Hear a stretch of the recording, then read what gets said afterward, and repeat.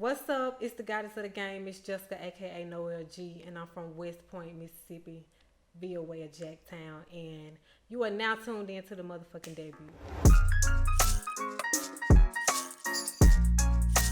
This episode of The Debut is sponsored by Unheard, a platform for artists to showcase their talents. Book your live music performance today.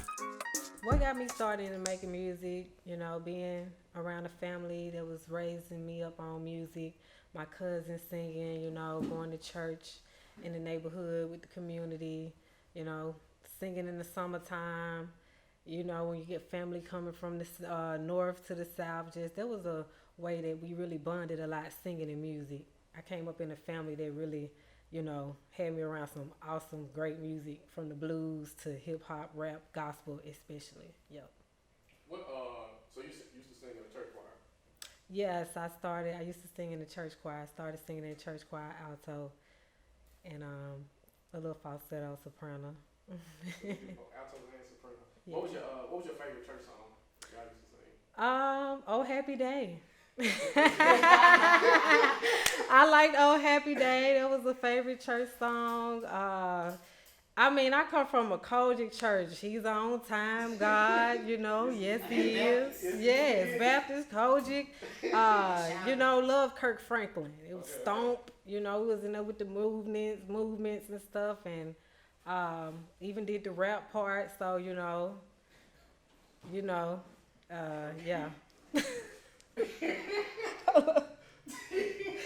Okay. Did you ever used to you used to have church solos a lot, or? I rarely had a church solo Okay. because I was real laughable, and I just did really good with singing background. Okay. What type of music do you make? I make R&B, soul, rap, hip hop. So what are some of your top R&B artists that you used to listen to? What did you listen to? Some of my top R&B artists that I listen to right now, I love Ella Mai, Summer Walker, Lucky Day, Ari Lennox. It's just a lot of jamming R&B artists, especially Victoria Monet, Money Long. I remember Money Long. I used to watch her YouTube channel. She give me so much inspiration because we really close in the same age. I be like, damn, that bitch, she up there now. So I'm like, shit, I'm gonna keep on doing this shit. Because I remember her YouTube. I was subscribed to her YouTube. My most memorable moment as an artist is, doing this here every day is like a memorable. This is memorable as fuck. You know what I'm saying? I'm sorry. I really want to answer that question the right way, but shit. Let me think. Cause I've been nominated for awards and I never won, so that shit's still memorable. Well, who were you nominated by first? I was nominated by Jackson Music Awards for like 5 years straight. Okay. Maybe they'll give it to me one day or see I earned it. I don't want them to give it to me, you know what I'm saying? Yeah. Maybe they'll see my worth and value and be like, damn, that bitch, we gonna nominate her another year and we don't know when we gonna, I don't know if I ever get it, I don't know, but that would be very memorable. If I could collab with anybody right now, I would collab with Key Glock. Yeah, I just saw him in concert. Great energy. The crowd was very diverse. And his tape, Yellow Tape 1 and Yellow Tape 2, Dumb and Dumber. But yeah, Key Glock or Summer Walker. I really love Summer Walker vibes that she fucking bring. So yeah. Those are two totally different. Man.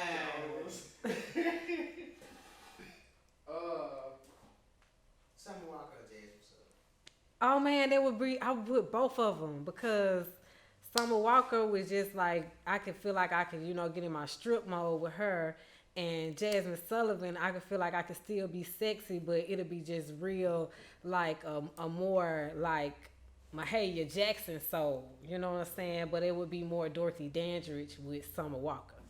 You get what I'm saying? Jennifer Hudson or Fantasia?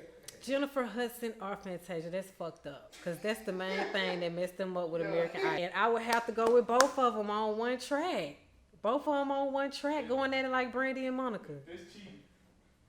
No. See, Fantasia, she gonna give you like, you can snap out a little bit and say some cuss words. I've never heard really Jennifer Hudson cursing. She give me the church, you know what I'm saying? But still could tell a nigga like on that type of track. So, but you know, I can't pick down one of them or the other one. So, talk about your childhood growing up. How was it for you growing up? Like, tell the people who you are. Okay, my childhood growing up, I grew up in West Point, Mississippi. That's 662, you know, the motherfucking Golden Triangle area. Shout out to Columbus, Starville, and West Point. You know, that's where I grew up at. Really family oriented, neighborhood oriented. You know, I grew up in the era of riding bikes and hula hooping, hopscotching, and all that. You know, walking to the store. Chips was $0.25. You know, bubble gum was 5 cents. I sound old, but you know, I'm really not that old. But you know, that's how I grew up. So childhood was really fun.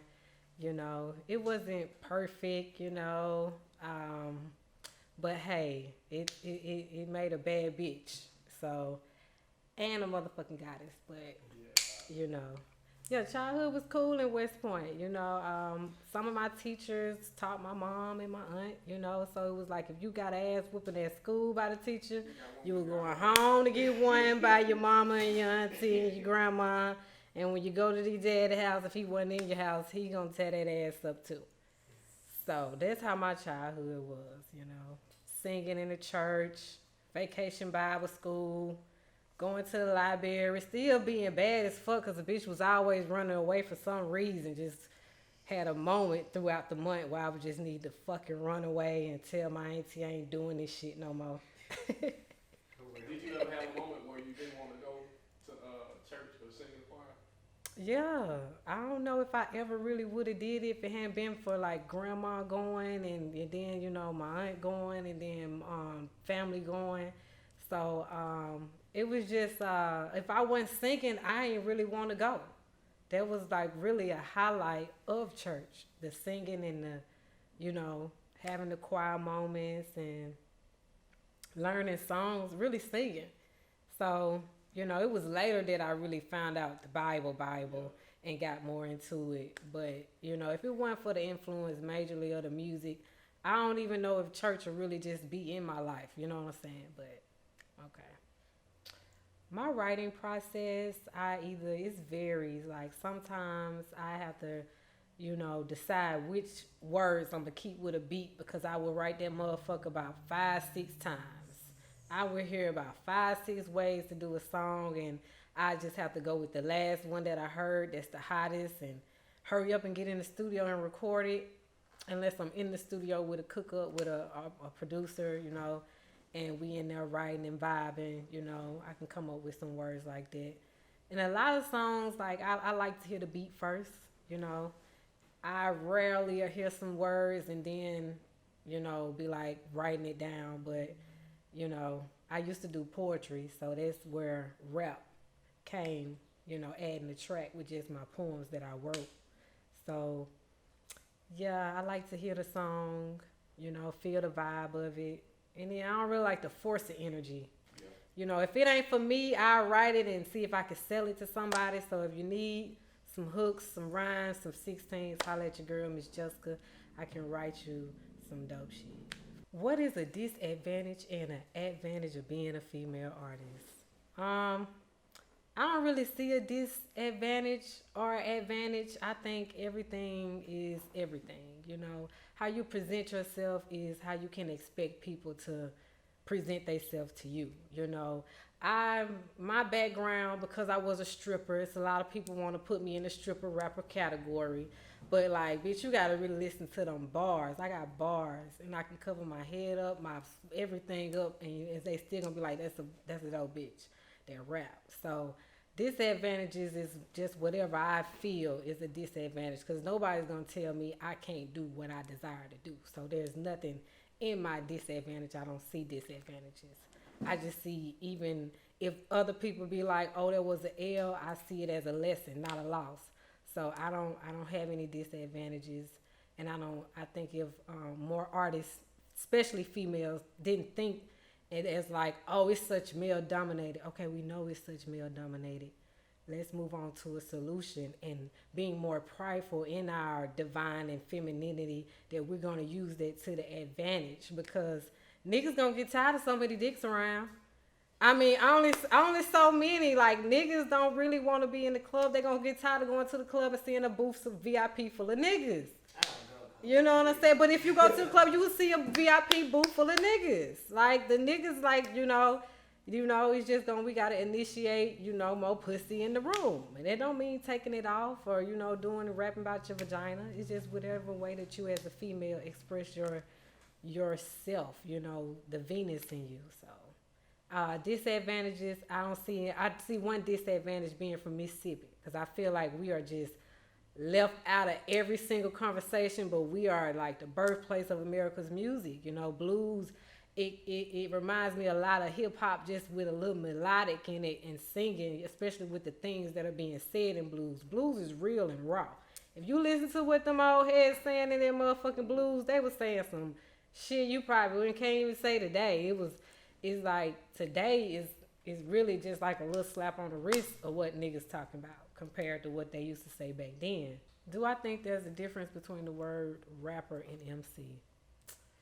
No, I don't see a difference in the word rapper or MC. No, I can't even think of nothing to even say after that because I just don't see a difference. I think if you're a rapper, you are an MC. An MC is an MC, Mr. or Mistress of Ceremony. You're like a host and like you a host on the beat. Like the beat and you just the person speaking on the beat. So rather people may say an MC is somebody that know how to spit and use more lyrics or bars, metaphors, similes, really get in there and twist your tongue and like, I think that's the same thing as a rapper. I think rapper and MC is the same thing. It's a person spitting on the mic, person hosting with a microphone.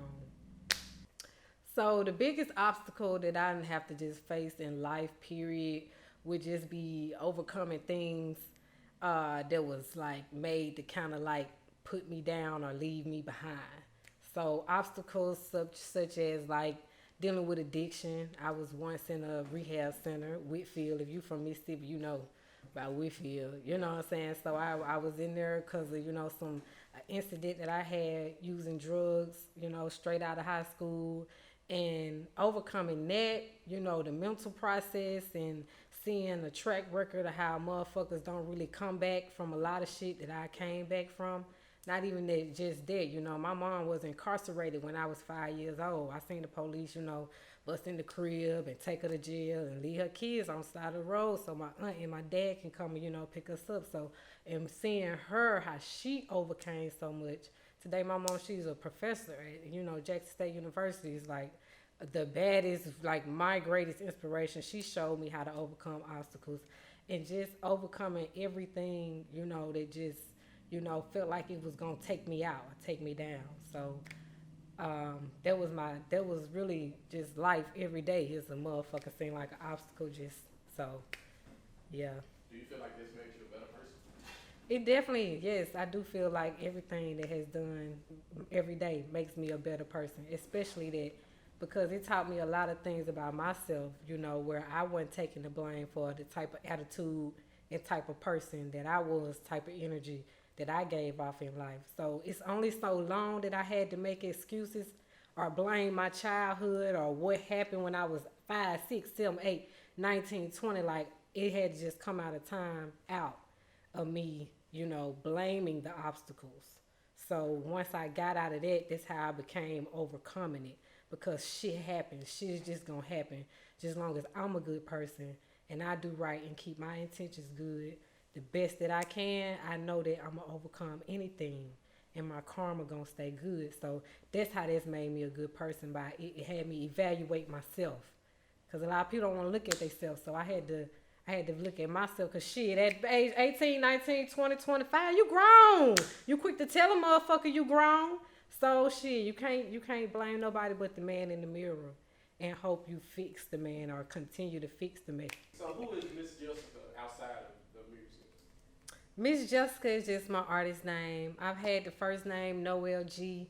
Goddess. I had that in 2010 when I first came out with my mixtape that's on YouTube and on Dat Piff. If you remember Dat Piff, you know, check it out. It's called Goddess with an Attitude.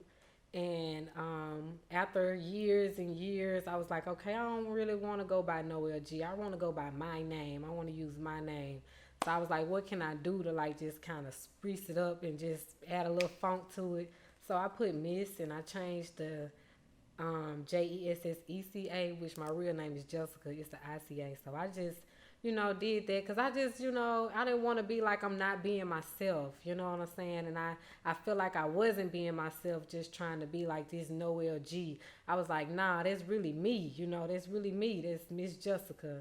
You know, and then I just ain't, I had like a certain attitude as Noel G. And I wanted to kind of set that off to the side because it was coming like a real attitude. It was just like, even in the music, if you listen to the music, it was a lot more harder than it is now. So there was just a process of like me evaluating myself and my music changed too. So that's Miss Jesseca. It ain't, you know, it's just me. Did the environment that I was in, because it changed, did it make my music change? Yes, the environment made my music change, but it didn't make me stop storytelling. It didn't make me stop forgetting about the old environment. I had changed the environment, you know. I went from literally, you know, like a motherfucker had it bad, was walking, getting on the bus. You know what I'm saying? And the motherfucker see you getting on the bus. They ain't gonna ask you for a ride. I wasn't gonna take it no way because my pride was too motherfucking much. Like, shit, I just get on the J train. Like, dead ass serious. When I rap, I say I really was on the bus in my Reeboks. I really was on the bus in my Reeboks. You know what I'm saying? So that's it. My environment changed. You know, from shit, motherfucker go from walking to work to riding and work. You gonna sing and rap about some different shit. You know what I'm saying? But I ain't gonna forget. You know, I ain't never gonna forget. I never forget the people I couldn't call, people who ain't come through. I always remember the people that did. Because I really was trapped the fuck out, and it was very few people, very few lady friends who I was hanging with. They'll beat the fucking horn at your ass and holler their name. What's up? Bitch, you ain't gonna stop? Just see me walking, bitch, you ain't gonna stop? All right, don't stop today. Don't stop today, don't stop tomorrow, don't stop now, bitch. You don't know me then, you don't know me. Never ever, it's over, fuck it. So the environment that changed, and you know, I'm manifesting, so I steady want my environment to change. When I got a goddamn beach house, I'm still gonna be reminiscing and rapping about the hard times, but thanking the Lord and praising Jesus and giving God all of it, cause without it ain't a thing, okay? One last thing I just really want to say as a female that rap, that sing, that dance, don't be a groupie, be a goddess. When I say don't be a groupie, is have your own thing, have your own mind, have your own goals, be your own person. Not to say not have female friends, but don't get caught up in other people's world where you are letting your own world dissolve.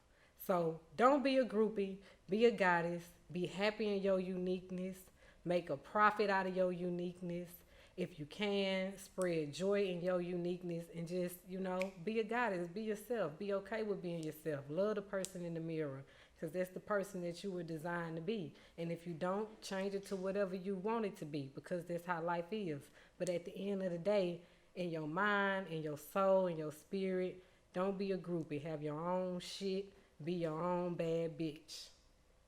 You can find me, Miss Jesseca, aka Noel G the Goddess, at Miss Jesseca, that's MSJESSECA, via Instagram, via Facebook. Search me on YouTube. I do got Goddess Talk Volume 1. It's out right now.